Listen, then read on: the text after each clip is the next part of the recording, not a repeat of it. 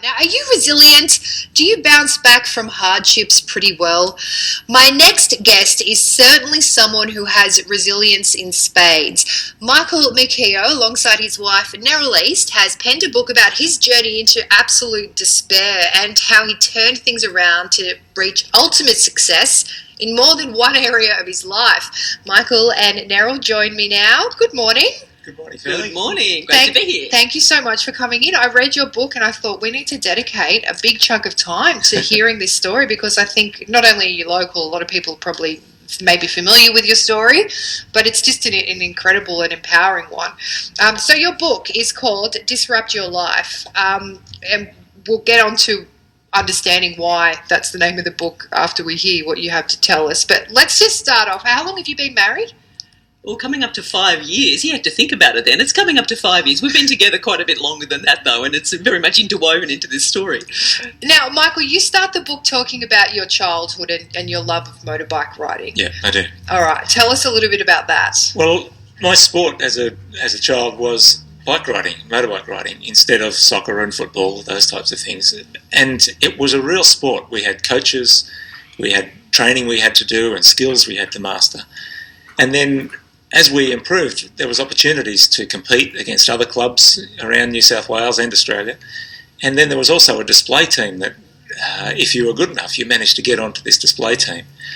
And I worked my way from being reserve in that team, like spending most of my time on the bench, all the way through to becoming leader of that team when I reached 17 and 18 years of age. So it was an amazing sport to have as a child. And you went on to be part of the motorbike riders for the police force. Yes, I did. So the fact that I'd done it to such a high level as a child meant that later in life, when I did actually join the police for a little while, it didn't entirely suit me, but getting into an opportunity of being a motorcycle and car driving instructor at the police academy did suit me really well, because we'd been trained by the police from the age of 8. So it was a police boys club that I was a member of, and the police helped to train us. Why did you say it didn't suit you so well, though? You're not the police officer type? I'm not the police officer type. Yeah. Enforcing rules isn't your... Yeah. We might leave it there. But being a coach and training other people how to ride bikes, to stay safe on bikes, being able to ride them in rough terrain in the bush, but also safely out on the road, and quite often at big speeds, as you see some of the police have to. How to do that safely and well. I think what's important to note is that you had quite a high skill level when it comes to motorbike riding. Yes. All right. One of the things I enjoyed about your book is that you retell certain parts of your story from both of your points of view. So, Neryl, take us back in time to 18 months into your relationship. Yeah. And what happened? So I got one of those phone calls that, I think nobody wants to receive. And, my life really came to a halt. My phone rang. I'd been out with a friend. Mike had been out riding with a group of mates. They were training for some big events, so it was fairly serious training in dirt bike riding. And I got a phone call, and I remember it so clearly. Mike's had a bit of an accident, which, is Aussie speak for, Something serious has happened. That's right. Yeah. And I thought, well, what does that mean? And it went on to say he's broken both his legs. He's being airlifted to St George Hospital. And being an old journo myself, I know that, they don't do that unless somebody's seriously injured. But it turns out he had much more critical injuries. He had 2 broken legs, multiple spinal injuries, head injury, massive blood loss, lots of other injuries as well. So that was the start of a life-changing journey for both of us. Obviously, Mike had to go through the injury recovery, and I kind of went through the journey as the carer on the sidelines and kind of watching all of this unfold. Do you remember much about that, Michael, that day? No, I don't remember much about that day at all. No, the brain injury was quite serious, and there's a lot of amnesia. So I've lost probably a week of memory before the accident, and just snippets of memory for the following month until the brain injury, the swelling on the brain started to reduce. Yeah. It's worth noting for listeners who obviously are not looking at you. You've walked in here. You're tall. How tall are you? About 6'1"? Yeah, 6'1". Yep. Yeah, slightly shorter than he used to be, but that's part of the story. Well, we'll get to that, won't we? But you've walked in here fit as a bull. Yeah, I am. Yeah, it's it's quite an amazing story about recoveries, especially having been told that I wouldn't recover by the doctors. Yeah, now let's talk about your time recovering, because a lot of the book is taken up with that particular time. What was it like for you coming to the realisation that here you are in hospital, the last thing you knew you were sort of heading off on a bike ride, and you've got all these terrible injuries for someone who was so physically active as well? Yeah. Well, it was sort of strange. I was on really high levels of pain medication. So even though I was broken into a million bits, my care factor was somewhat reduced. While I was in the hospital, I was on morphine, and I had a button that I had to keep pressing if I wanted to reduce the pain. And I think I just left my finger on the button because so many injuries. But I didn't ever think that I would stay broken, ever. I always thought that I'd recover. I had other, the odd broken bone here and there, nothing major at all. But every time I'd had an issue on a bike, I recovered from it. So I didn't really think this was going to be any different until the doctors started to come in and give me a different idea. You talk a lot about your dad's approach and philosophy about life. Yeah. Which I think is that whole hard knock, old school Australian approach, which is just get on with it. But could you sort of explain that to us? Yeah, I suppose even in business we talk about the old idea of harden up. It's like stuff happens, that happened yesterday, let's move on to today. And that's the way I looked at these injuries. That's what happened yesterday. What am I doing today to be better? How can I be better tomorrow? How can I be better the following day? So it was all about those decisions. What am I doing today that's going to help me get better? And while I was in the hospital, even the hospital bed that I was in had a big metal frame around the outside edges of it because I was in traction for quite a while.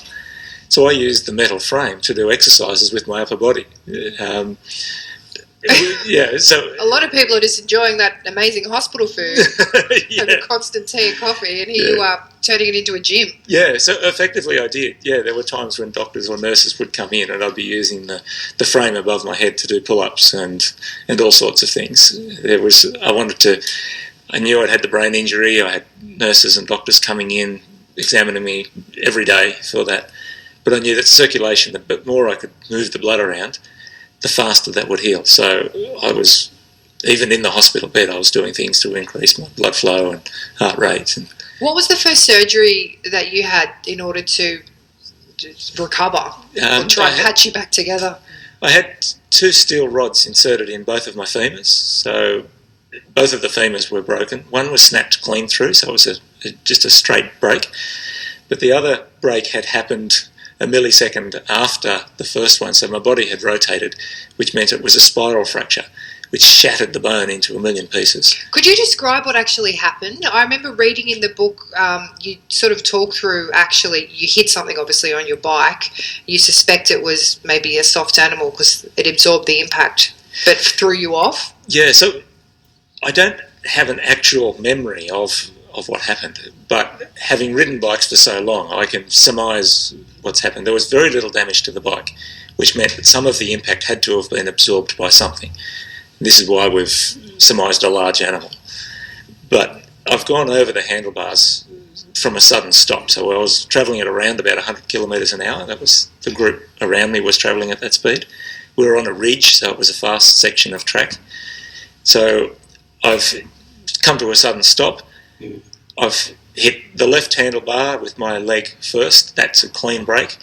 And then as my body continued to fold forward, my body was rotating around the handlebar, which has shattered the right hand leg, and it's broken to a million bits.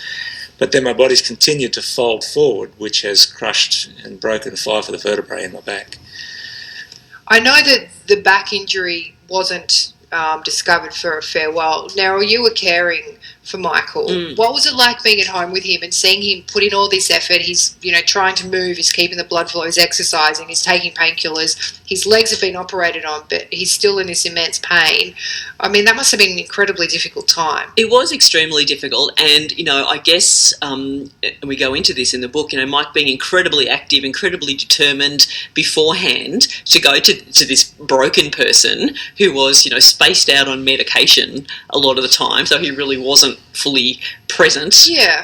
And then clearly in so much pain and having to have all these kind of daily treatments, and I guess coupled with that, having people across the medical profession, and there's lots of amazing people in medical profession. It's not, we're not criticising everybody, but I guess this was our experience at the time. A lot of people were telling us, look, this is the way it's going to be, and I had well-meaning friends, people we knew, even some with medical background, but some not, just saying, look, I knew somebody who broke both their legs and they were never the same. Your life's going to be totally different from now, and that was really quite hard, but I never doubted Mike's resilience, even with that, knowing his spirit, and it was almost a textbook case of just rebuilding things, just sheer determination. I don't know how he did it. Yes, he had support, but really it came from inside, and it was just something inside was saying, "This, I'm not taking this. This is not the way my life's going to be," and just little by little rebuilding. Incredible.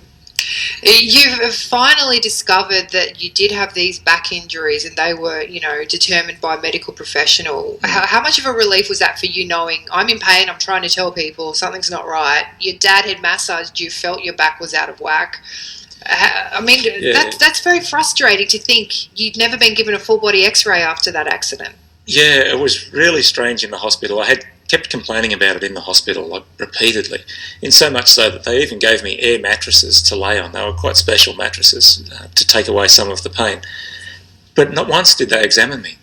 So it was 2 months after the accident that my dad actually found it. So I spent a month in the hospital, nobody checked. I spent another month after the hospital, but being examined by doctors and nurses over that month. Nobody had checked, but my dad could literally feel the bones moving under his fingers while he was massaging me. So we went off to the local medical centre just down here in Wollongong, Crown Street in Wollongong. We walked in there I wheeled myself in a wheelchair and asked if I could have my back x-rayed, and they've just looked at me and laughed. You're kidding. How could you possibly be asking for a back x-ray now? You're in a wheelchair. You've been in hospital for a month. They didn't even want me in the place. And I finally convinced them to do the back x-ray, and when the doctors held up the film, he couldn't believe his eyes. In fact, he was actually fearful. He said, look, I'd prefer if I kept these x-rays here. It actually never happened. Go back to the hospital, go and see a doctor, get the x-rays, see a specialist. He basically said, look, you were never here. Why? Well, he was fearful that I'd been let out of hospital without having been checked at all. Negligent. Well, he didn't ever say that, and no doctors through the entire recovery period ever said that. However, the fear he showed was, obviously it was horribly disappointing for me. It was relieving for me that, okay, this is why I'm in so much pain. On the other hand, it was horribly disappointing to think, now I'm not only going through broken legs, I've got to recover from a broken back. So we did. We went straight back to the hospital and we got the x-rays and I was finally treated. But even the treatment, because it had gone on for 2 months already, the treatment was quite minor that they were able to do. It was a long road to recovery. That wasn't the only hurdle you hit, but we won't go into every hurdle because the point of this story is your incredible recovery and the fact that you went on to do amazing things. Let's sort of fast forward 3 years down the track where you're sort of able to be a bit more mobile, you're walking, and you decide to get into ocean racing. Yeah, so I'd started to have a go. You mentioned 3 years then, which is a really important date in all of this. So I started to have a go at the ocean paddling instead of motorbike riding. I wasn't going to go back there again. I don't think Neryl would have allowed it. No. Good call. And your children as well, yeah, I'm sure. Yeah, that's right. So surf ski paddling, maybe some of you have seen the surf club guys paddling surf skis out on the ocean, or Ironman events. That's the type of surf ski we paddle. They're 6.5 metres long, which is another metre and a half longer than a large car. Very skinny. They're only as wide as your hips. So balancing those is quite a challenge. Wider for some. And so we'd paddle these out on the ocean, and with the legs, I was still having a lot of trouble with my legs. So I used to have to fall out at the end of the paddle and then unweight my body and float myself to the shore. But after the 3 years, I was still in so much pain with these legs. I went back to the doctor again and eventually ended up at the Institute of Sport. And when I went to the Institute of Sport, they found that the original surgery on both of my legs was faulty. They'd left the rod in the right leg sticking out of the top of the femur by 40 millimetres. That had to be removed because it was catching on the sciatic nerve, muscles, tendons, everything. How much pain were you in? Oh, the pain was just off the chart. Just chronic pain. Yeah, 3 years I was on that morphine, and it was just mind-blowing levels of pain. And the left leg was just as bad. They'd left a big gap between the bones when they put the rod in, which meant by the time 3 years was up, I was walking on a mini pogo stick. It was bouncing up and down. So after seeing them after 3 years, they did the surgery. 1 week later, my life was different. I was off the medication. The pain had almost completely disappeared, and I was able to start getting strong again. And this new sport of ocean paddling, it became real. It was something I could actually get into and enjoy. And you talk about, we've only got a couple more minutes to hear the rest of your story, but I know, Neryl, you well, I guess you have the skills of a life coach, and you brought this idea of a giggle goal to light. You know, this sort of, just tell us what a giggle goal is. Yeah, so we were just talking about, okay, what are the next few years going to hold? And Mike came up with what I call a giggly goal, which is where, you say you're going to do something, but you can't say without laughing. Because you're like, oh, no one will think I can do this. Yeah, so he set this goal to get onto the Australian team in surf ski paddling and compete at the World Championships. Now, at this stage, he was still, recovering, and it was just, it seemed ridiculous, but we thought, well, let's just go for it. And so that then became the focus, and I guess that's really the focus of this book, the daily choices and actions you take, that over time, it was crazy at the start, but over time, over an 18-month period, it got closer and closer, and it started to, we could almost smell it, couldn't we? And then the team came out, Mike's name was on it, and that was just the most incredible achievement. And we need to congratulate you, because what were you awarded with? Yes, so I won a bronze medal at the World Championships. In your Australian tracksuit? Yeah, up there on the podium in the full Australian green and gold, winning a medal at a World Championship event, just years after being told by the doctors I'll never walk properly again.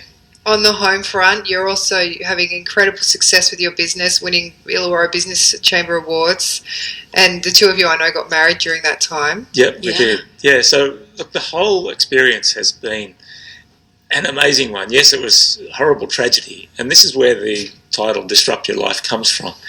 So it's getting into, don't wait for an accident like this or some other type of incident in your life, whether it's a relationship breakup or a health issue. It's disrupt your life now and change the daily choices that you make. So if it's a health issue and you know that by changing the way you eat or the way you exercise or something in your life could improve it, then each day just do something little towards it. That's all I did to achieve what I did in business and what I achieved in sport. It was just every day there was something little I did towards achieving that goal. All right, the book is called Disrupt Your Life. I have read it and got a lot out of it. Neryl East and Michael McKeogh, thank you so much for joining us. I know you're both sort of within your own rights very well established and people may be familiar with you, so definitely chase up this book and read it for yourself. But thank you so much for coming in. Thanks so much, Billy. All right, it's coming up to 10 o'clock. After 10, we will talk IVF with Dr. Raifman and from Janaea here in Wollongong. We'll also talk to one of our volunteers.